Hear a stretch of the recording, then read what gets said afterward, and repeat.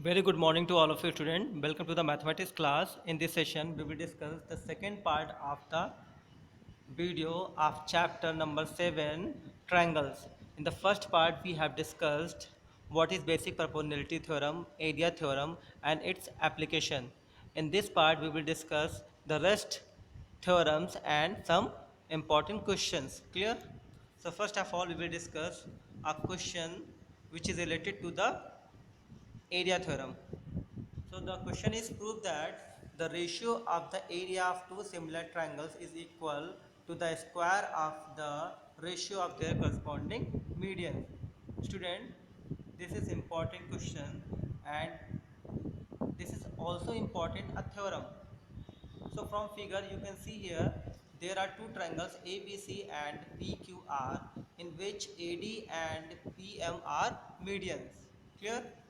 Now triangle ABC is similar to triangle PQR. It is given if two triangles are similar, then angle B is equal to angle Q because corresponding angles are equal. And by basic proportionality theorem, we can also write here AB upon PQ is equal to BC upon QR. Now we can write it AB upon PQ is equal to 2 times of BD upon 2 times of PQ because BD is equal to DC because it is a midpoint of side, and we know that median divide the opposite side into two equal parts. So we can write here AB upon PQ is equal to BD upon QM. Now in triangle ABD and PQM, we can write angle ABD is equal to angle PQM. Now AB upon PQ is equal to BD upon QM. It means that triangle ABD is also similar to triangle PQM, and if triangles are similar, then corresponding sides are in ratio. That means AB upon PQ is equal to AD upon PM. Clear? Now student, by the area theorem, we know that area of triangle ABC upon area of triangle PQR, and it will be equal to the square of corresponding side by using the property of area of similar triangle. That means AB square upon PQ square. Now we can write here area of ABC upon area of PQR is equal to AD square upon PM square. Hence proof. Clear? Now student, the next question is also important. Prove that the area of an equilateral triangle described on the side of a square is equal to half the area of the equilateral triangle described on one of its diagonal. So in the figure you can see that ABCD is a square whose side is A, that means diagonal BD will be A root 2. Now, there are two equilateral triangles which are described respectively on the diagonal and side. So, triangle ABP is an equilateral triangle which is described on the side AB, and triangle DBQ is another equilateral triangle which is described on its diagonal. Now, students, area of triangle PAB similar to triangle QBD. Equilateral triangles are similar, as we know that because their corresponding angles are equal. Now, so we can write here area of triangle PAB upon area of triangle QBD is equal to AB square upon BD square using property of similar triangle. Now put the value of sides, we get A square upon A root 2 square. It means that 1 by 2. So we can write here it will be equal to half of the area of QBD. Clear? So these are the applications, or you can say that these are the questions based on area theorem. Now student, there is exercise 7.3 which is based on area theorem, and questions are very simple, so you can solve very well all the questions of this exercise by using area theorem and properties of similar triangles. Clear? So this is your homework, and you have to complete this exercise by watching video and by solving the questions from the examples. Clear? Now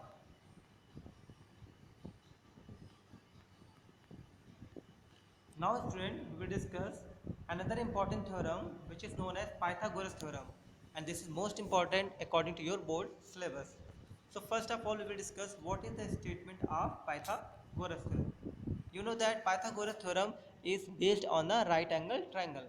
So in a right angle triangle, the square of the hypotenuse equal to the sum of the square of the other two sides.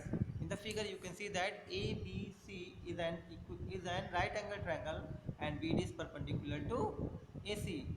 Clear? Now given ABC in which angle B is equal to 90 degree. Now we have to prove AC square is equal to AB square plus BC square. Construction, draw BD is perpendicular to AC. Now prove in triangle ADB and triangle ABC, angle A is equal to angle A, angle B is equal to angle D, each 90 degree. It means that by AA similarity we can say that both triangles are similar, and if triangles are similar then their corresponding sides are in ratio. So by solving we can write here AD into AC is equal to AB square. Clear? Again, in triangle BDC and triangle ABC, angle C equals to angle C, that means common. Angle D is equal to angle B, each 90 degree. So here also by AA similarity both triangles are congruent, similar, and triangles are similar, that means their corresponding sides in ratio. So we can write here DC into AC is equal to BC square. By taking both two equations we get AD into AC plus DC into AC is equal to AB square plus BC square. So it will be convert into AC square equals to AB square plus BC square. This is the proving of Pythagoras theorem. Now students, the converse of this theorem, if AC square equals to AB square plus BC square, then angle B will be 90 degree. Clear? So this is not most important, but you have to learn only statement. Okay student, now on the basis of Pythagoras theorem and by the using the property of Pythagoras theorem, you can easily solve the questions of this exercise 7.3. So this is your homework and you have to complete exercise 7.3. Questions are very simple. For example, if you solve question number 3 in triangle ABC, AB is equal to 6.3, 6 root 3, AC equals to 12 centimeter, BC equals to 6 centimeter, then angle B is. So if this follow Pythagoras theorem, then we can say that angle B will be 90 degree. Clear?